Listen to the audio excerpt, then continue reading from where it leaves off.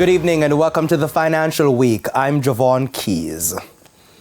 The Supreme Court has approved the sale of Ocherius-based attraction Mystic Mountain. The oral judgment was handed down by Justice David Batts on Friday.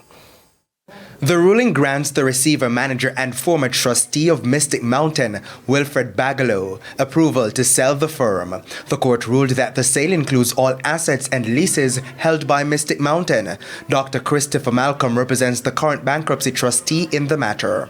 In short, what the judgment determined is that an application for sale that has been made can proceed, and it having been so determined, it is now for the trustee to consider the best interest of the estate as well as the 200 plus creditors involved and how it is that the matter is to be taken forward, including any applications going forward that she may consider appropriate after having been so advised.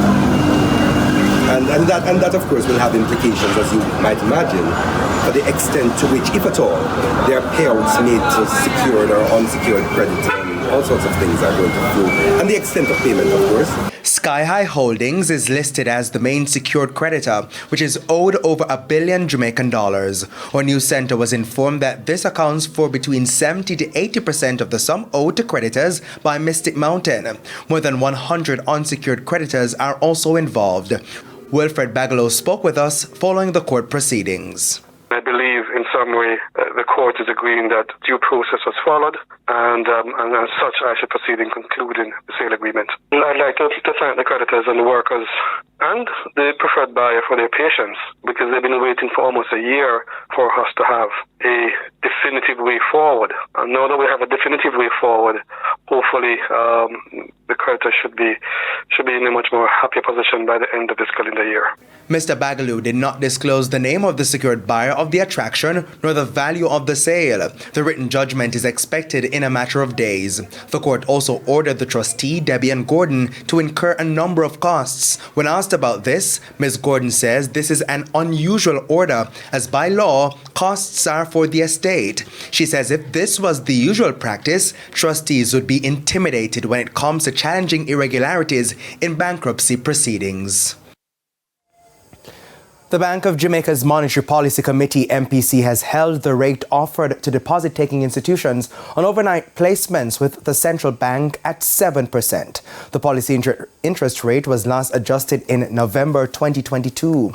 Now, the MPC says the decision to maintain the monetary policy interest rate was based on the view that, aided by the bank's management of the exchange rate and liquidity, inflation has been under control, and that's core inflation. The committee says further monetary policy decisions will depend on the incoming economic data as the bank continues to closely monitor the global and domestic market for potential risks.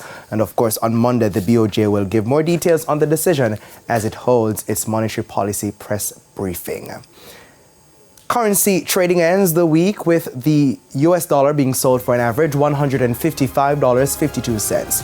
$116.65 is the going rate for the Canadian dollar. The average cost for the pound is $197.86, while it's costing $171.77 for the euro.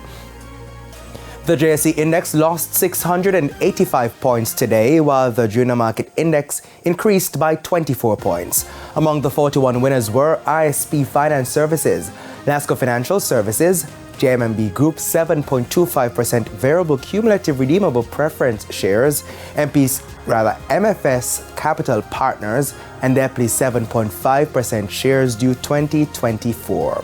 The 48 decliners include Epley Caribbean Property Fund SCC, JMB Group 7% variable shares, Palace Amusement, Stanley Motor, and Caribbean Producers.